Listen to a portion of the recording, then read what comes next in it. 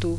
Selon des témoins et le constat de la police, c'est un camion qui aurait percuté un véhicule de transport en commun en partance pour Conakry. Reportage Carlos Mandialo. C'est un coup dur pour les chauffeurs à la gare routière de Kindia, un choc pour de nombreuses familles. À l'hôpital de Kindia, où une victime a été reçue, certains n'en reviennent pas après avoir appris qu'un de leurs est une des 10 personnes qui ont rendu l'âme lors de l'accident survenu ce matin à 43 km de la ville sur le chemin de Conakry. J'ai échangé avec mon ami dans les environs de 14 heures. On devait aller sur le terrain dans une communauté pour distribuer les petits ruminants aux enfants démunis. Mais il m'a fait comprendre qu'il a l'église à la prière. Donc, vers la soirée, il m'a appelé, il me disait que « Monsieur Ben, je dois faire un aller-retour à Conakry et voir ma famille ».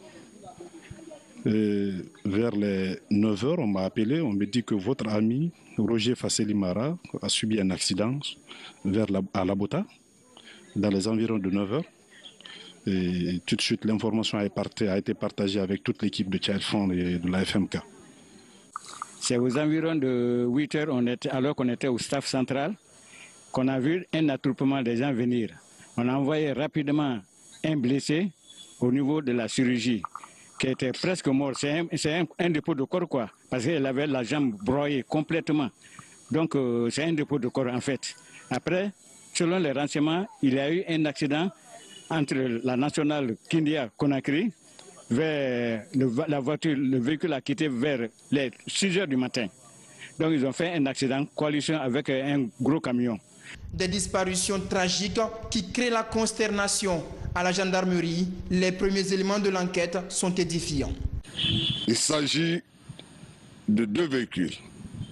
Un camion Iveco, Volvo, gris, conduit par Aboulaye Silla, en provenance de Conakry pour Kindia. À bord, une machine fourchette. Donc l'autre véhicule, une voiture Renault 18, Renault 21, familiale, taxi, en provenance de Kindia pour Conakry. Voilà comment l'accident s'est passé. Le camion en partance vers Kindia, après avoir dépassé Labota, où il y avait l'effigie du feu président Sékou Touré, il a embrassé un virage. Il a mal négocié le virage. Donc au même moment, arrivait en sens inverse le taxi en provenance de Kindia. Donc le camion s'est rabattu à sa gauche pour venir écraser le taxi qui partait à Conakry. Affectés, les habitants de Kindia appellent au respect du code de la route et invitent les conducteurs des gros porteurs à doubler de prudence. Et puis ce communiqué du gouvernement, c'est avec consternation et une vive émotion que le gouvernement a appris l'accident de circulation survenu dans la matinée de ce lundi 14 août 2017 dans le secteur de Labota, sous-préfecture de Mambia, préfecture de Kindia, faisant au moins 10 morts et un blessé suite à une collision entre un camion remorque et un taxi. Des investigations sont en cours pour déterminer les causes exactes de cet accident. Le chef de l'État et l'ensemble du gouvernement présentent leurs condoléances aux familles éplorées et souhaitent un prompt rétablissement aux blessés. Le gouvernement appelle à nouveau les transporteurs et les usagers de la route à la prudence. Le ministre des Travaux publics, le ministre des Transports, le ministre de la Sécurité et de la Protection civile et le ministre de l'Administration du territoire et de la décentralisation rappellent aux usagers de la route, notamment les conducteurs de véhicules de nuit comme de jour, au respect scrupuleux des dispositions portant code de la route et sur tout autre texte en vigueur en matière de sécurité routière, signé la cellule de communication du gouvernement. Cet autre message départ adressé à son Excellence M. Roch Marc Christian Kaboré, président du Burkina Faso. Excellence, Monsieur le Président et chers frères, c'est avec une grande affliction que j'ai appris la triste nouvelle de l'attaque terroriste perpétrée contre le restaurant Istanbul de l'avenue Kwame Nkrumah de Ouagadougou, ayant entraîné de nombreuses pertes en vies humaines et des blessés graves. En cette douloureuse circonstance, je voudrais, au nom du peuple et du gouvernement guinéen, ainsi qu'à mon nom propre, vous adresser personnellement au peuple et au gouvernement burkinabé, et singulièrement aux familles durement touchées, mes condoléances les plus attristées. Le peuple et le gouvernement guinéen se joignent à moi pour condamner vigoureusement cet acte lâche et barbare qui ne trouve de justification dans aucune croyance religieuse. Tout en vous réitérant ma ferme solidarité, je vous prie d'accepter, Excellence, Monsieur le Président et chers frères, l'expression de ma profonde compassion, professeur Alpha Condé. Ce message départ adressé à son Excellence Dr Ernest Bai Koroma, président de la République de Sierra Leone. Excellence, Monsieur le Président et chers frères, c'est avec consternation que le peuple de Guinée, son gouvernement et moi-même avons appris l'affligeante nouvelle du glissement de terre survenu au sud de Freetown, causant ainsi de nombreuses pertes en vies humaines et d'importants dégâts matériels. En cette douloureuse circonstance, permettez-moi au nom du peuple guinéen et de son gouvernement et à mon nom personnel de vous adresser mes sincères condoléances. Je vous prie aussi de transmettre au peuple frère sierra-léonais et singulièrement aux familles des victimes notre profonde compassion. Qu'Allah le Tout-Puissant et le Miséricordieux accueille les âmes des disparus dans son paradis éternel. Veuillez accepter, Excellence, Monsieur le Président et chers frères, l'expression de ma profonde compassion, signé Professeur Alpha Condé.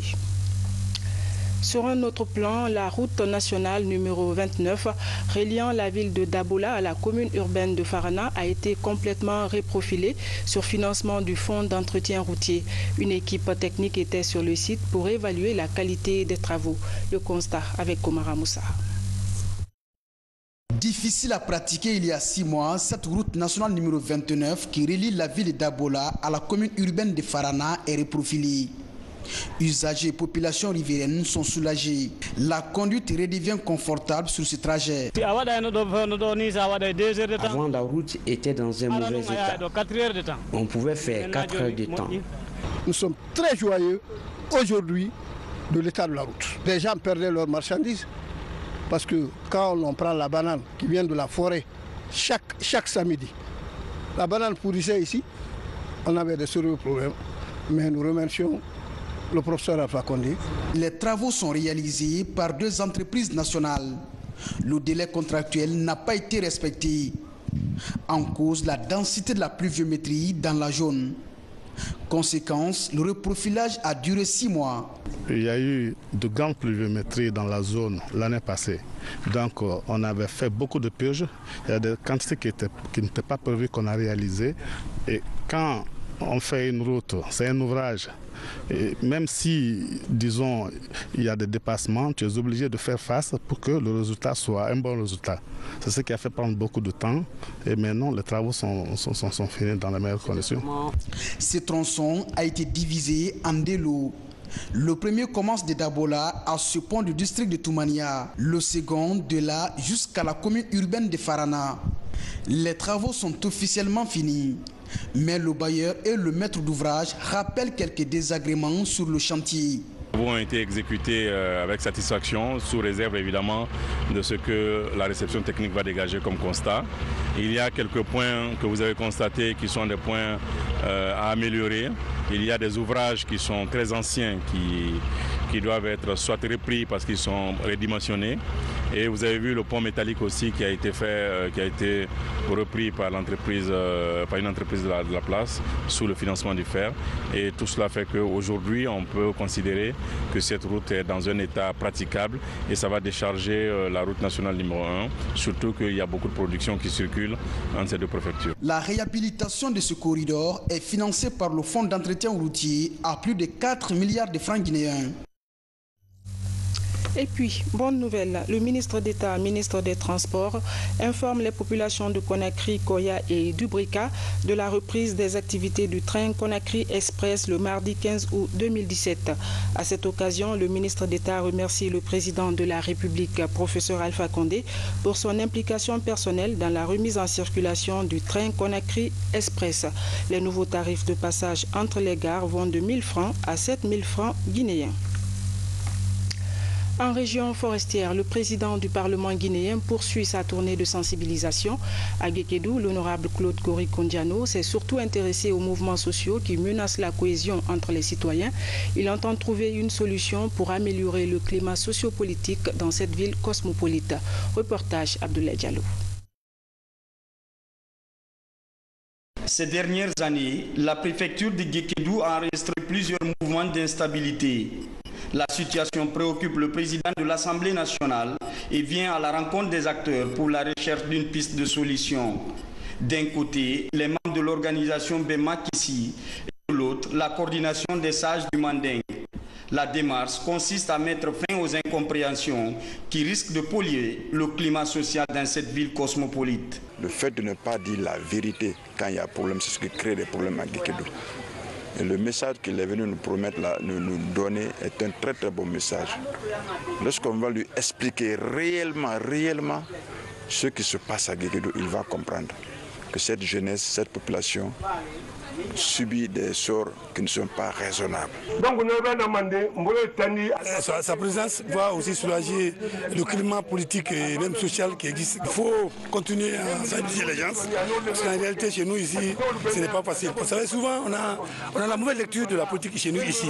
Ce n'est pas un autre pays à part, donc on va être ensemble, laisser la politique, laisser l'ethnocentrisme, parce que chez nous ici, réellement ce qui se passe, c'est la politique. Dans cette commune rurale, les échanges avec les populations tournent également autour de la promotion de l'unité et de la cohésion entre les communautés de cette contrée. Je souhaiterais qu'on retrouve la paix à Guékédou Centre, qu'on retrouve la paix ici, à Kondou. Je disais que la politique ne doit pas vous diviser. On n'est pas obligé d'être tous dans le même parti. Mais cela ne doit pas vous pousser à nous affronter inutilement la plupart du temps pour des raisons vraiment enfantines, pour des pécadilles, alors que si vous vous asseyez, l'un qui est dans un parti de gauche, l'autre dans un parti de droite, vous essayez pour discuter des problèmes, vous allez toujours trouver un consensus pour éviter les affrontements afin de préserver la paix. De Guékédou à Koundou, en passant par Mongo et Kassadou, le président du Parlement guinéen a exhorté les populations à renforcer l'entente et à promouvoir la non-violence, condition sine qua non de tout développement durable. Un bureau exécutif de la jeunesse voit le jour à Conakry, une initiative des ressortissants de Mandiana. Il est composé de 43 membres. Ces jeunes comptent s'investir dans la sensibilisation des communautés en vue de renforcer l'équilibre social. On en sait plus avec Younous Atawel Kamara. Souvent source de conflits domaniaux, pour contribuer à la promotion des liens de fraternité entre les différentes communautés, les jeunes ressortissants de la localité ont mis en place un bureau exécutif. Composé de 43 membres, ce bureau a pour rôle principal la sensibilisation afin de renforcer l'unité pour le développement socio-économique de la préfecture. Nous viendrons en appui à l'État, puisque la force d'un citoyen dans un pays n'est rien d'autre que l'État. Si l'État a un rôle à jouer, quant à nous, citoyens ressortissants de la préfecture de Mandiana, nous aussi nous avons un très grand rôle à jouer. Quel est ce rôle? C'est le message de paix, de l'union que nous allons adresser à nos parents, afin qu'ils s'acceptent entre eux. Les problèmes de Magno sont nombreux chez nous et les jeunes sont des forces vives. Quand il est question d'aller au front de bataille, c'est eux qui prennent des fusils, c'est eux qui prennent des bâtons pour aller se battre. Donc s'ils se mettent ensemble pour renforcer d'abord leurs liens, être des contributeurs au développement et à la promotion de la cohésion sociale dans notre préfecture, on pourra se développer. Dans cette préfecture, l'on enregistre également le faible taux de scolarisation des jeunes qui optent plutôt pour l'orpaillage. Un phénomène qui touche les sages et les cadres de Mandiana vivant à Conakry qui saluent l'initiative des jeunes et s'engagent à les accompagner dans leur mission. Le des sages, c'est quand tous les jeunes s'entendent, quand tous les jeunes peuvent aller donner le mot d'ordre à leur famille, c'est ce qui va porter fruit. Parce que chaque famille ici, chaque jeune ici a une famille à Mandiana. Et si on est ensemble, dès qu'on a un mot d'ordre, chacun peut transmettre directement. Ce bureau de la jeunesse de Manguiana vient ainsi renforcer les efforts des autorités administratives dans leur politique de promotion de l'unité nationale dans la préfecture. Autre initiative, celle présidentielle qui fait du chemin, la promotion de la pisciculture en Guinée, l'ensemencement des rivières et étangs, ça se passe du côté de Nzérékouré. L'activité consiste à expérimenter des poissons géniteurs ou reproducteurs. Explication, Mohamed Salih Oupaj, Moussa Bangoura. Cette action a permis de distribuer plus de 42 000 alevins de tilapia à 10 unions des 7 préfectures de la région de Nzérékouré. À Mamou et Dalaba, des espèces issues du site de Sérédou à Massanta seront distribuées. Il s'agit d'alevins de tilapia, des géniteurs et autres. C'est la première fois qu'un chef de l'État guinéen pense à la pisciculture. Donc mon appréciation, c'est que ça fait un engouement. Ça a permis aujourd'hui à l'accroissement des paysans pisciculteurs dans la région. Ça encourage et ça donne espoir aux paysans pisciculteurs. Avant, on ne trouvait pas de poisson frais à Nzérékouré. Mais aujourd'hui, on n'a pas besoin d'aller à Conakry pour avoir du poisson frais. On trouve du poisson frais au marché dès 16 h. Cette initiative présidentielle d'amélioration des conditions alimentaires et de compétences des couches rurales est appréciée. Pour cette deuxième opération, plus de 500 poissons ont été distribués sur les sites de Mamou, Dalaba et Nzérékouré. L'autosuffisance alimentaire passe aussi par l'agriculture. C'est dans ce cadre que l'Union africaine apporte son appui à certains groupements féminins de Forikaria. Le montant de l'aide est estimé à plus d'1 milliard de nos francs. Une mission de supervision conduite par la ministre de l'Action sociale s'est rendue dans la préfecture pour apprécier l'évolution du projet. Reportage Mohamed de Camara. Ouin, district situé à 20 km de la commune urbaine de Forikaria. Une des localités qui bénéficie de cet appui. Pour booster la productivité de certains groupements, l'Union africaine finance 7 projets féminins à hauteur de plus d'1 milliard de francs guinéens. Ce groupement qui évolue dans la culture maraîchère est l'un des bénéficiaires. En attendant le début de la campagne prévue pour le mois de novembre prochain, ces femmes s'activent dans la culture du riz.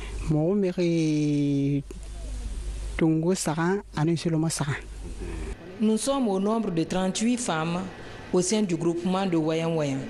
Ce projet bénéficie de l'accompagnement de toute la communauté sans exception. Notre spécialité est la culture maraîchère. C'est pourquoi on se réjouit de l'initiative des autorités. La mission de supervision conduite par la ministre en charge de la promotion féminine a permis de comprendre la détermination de ces femmes à faire de l'autosuffisance alimentaire une réalité en Guinée. Nous sommes après des 6 mois de financement et c'est le moment de l'élaboration du rapport préliminaire. Le projet proprement dit, c'était la culture maraîchère, compte tenu de la période, c'est-à-dire le moment est venu au début de l'hivernage, donc c'était pas propice pour la culture maraîchère et c'était la période de la culture du riz. Le groupement, comme ils en ont l'habitude, à profiter pour commencer la culture maraîchère et en attendant que le bon temps arrive pour déclencher le processus de la culture maraîchère. Le groupement Wayan Wayan, 6 autres structures féminines qui évoluent notamment dans la culture de la pomme de terre à Pita, de Liam à Cancan, bénéficient du même appui. À travers ce geste, l'organisation panafricaine entend participer auprès des États membres à l'autonomisation des femmes du continent. Page politique, la Commission nationale électorale indépendante CENI a un nouveau président. Il s'agit de Maître Amadou Salifou Kébé. La décision est tombée ce 14 août 2017 à la Cour constitutionnelle. Vous le savez, la Cour constitutionnelle a été saisie le 28 juillet dernier par une requête de M. Bakary Fofana agissant dans sa déclaration être le président de la CENI. La Cour constitutionnelle a donc rendu ce lundi son arrêt consécutif à la demande d'annulation du vote ayant abouti le 4 juillet 2017. Après délibération donc, la Cour constitutionnelle a déclaré conforme à la Constitution la procédure de convocation, la tenue et les décisions de l'Assemblée plénière extraordinaire de la CENI. En conséquence, la Cour constitutionnelle valide la destitution de Bakary Fofana dans les fonctions de président de la CENI. Manifestation de soutien aux actions de développement socio-économique du président de la République.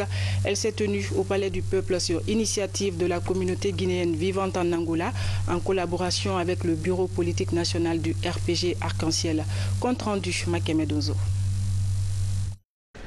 Au cours de cette mobilisation sociale, de nombreuses interventions axées sur les projets réalisés ou en cours de réalisation ont été largement expliquées à l'assistance, notamment la maîtrise des chiffres économiques de l'administration publique, la réalisation du barrage de Caleta, l'amélioration des conditions sanitaires et autres. Pour un développement durable, nous devons atteindre l'objectif qui s'est fixé le professeur Alpha Condé, président de la République, c'est-à-dire la mécanisation et l'industrialisation de notre agriculture pour que l'on atteigne l'autosuffisance alimentaire. Il y a eu d'autres progrès en termes d'infrastructures routières, mais beaucoup reste à faire. Nous ne devons pas tomber dans l'autosatisfaction. Il nous faut une remise en question jour après jour pour améliorer les services de base cités. Des initiatives encouragées par les membres du Bureau politique national du RPG Arc-en-Ciel. Il estime que le développement du pays est l'affaire de tous. C'est conscient de votre apport dynamique au processus de développement de notre nation que le professeur Alpha Condé a mis en place une politique incitative pour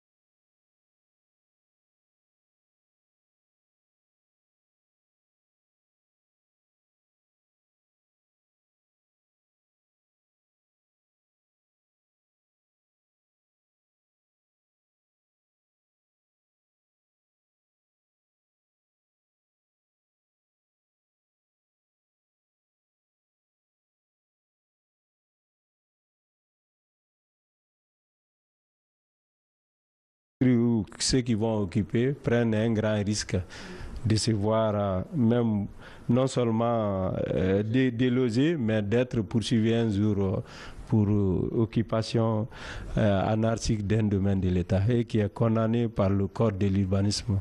Pendant ce temps, les autorités préfectorales de Doubreka disent avoir reçu des autorisations de morcellement du vaste domaine de Ansoumania depuis Conakry.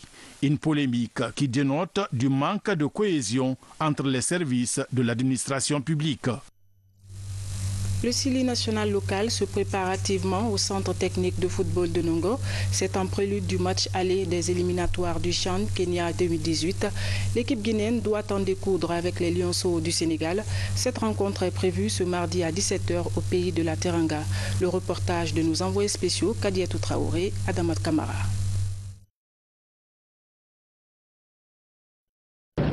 Après une première sortie en aller-retour contre la Guinée-Bissau, les locaux guinéens s'apprêtent à affronter le Sénégal ce mardi au pays de la Teranga. On va beaucoup respecter l'équipe du Sénégal, c'est vrai, mais on va jouer beaucoup avec nos qualités qui sont les qualités techniques. On va imposer notre rigueur tactique et travailler beaucoup sur le plan mental. D'ailleurs, cette fois-ci, nous aimons beaucoup réagir en deuxième mi-temps, mais nous allons essayer de mieux jouer les premières mi-temps pour enchaîner en deuxième mi-temps. Déjà, à approcher les poulains de Campo de la Paix Bangoura, l'atmosphère est conviviale. C'est pourquoi le capitaine de l'équipe rassure. L'envie est là. En un mot, nous sommes prêts quand même à honorer toute la Guinée et à faire un bon match en déplacement. Cette double confrontation de la Guinée contre le Sénégal est un tournant décisif. En cas de victoire, le vainqueur se qualifie automatiquement au CHAN Kenya 2018. Voilà les préparatifs de l'équipe technique, de l'équipe locale au stade technique de Nongo avant leur départ pour Dakar. Voilà, mesdames et messieurs, c'est la fin de ce journal. Je vous remercie de l'avoir suivi. Excellente soirée en compagnie de nos programmes. Bonsoir et à demain.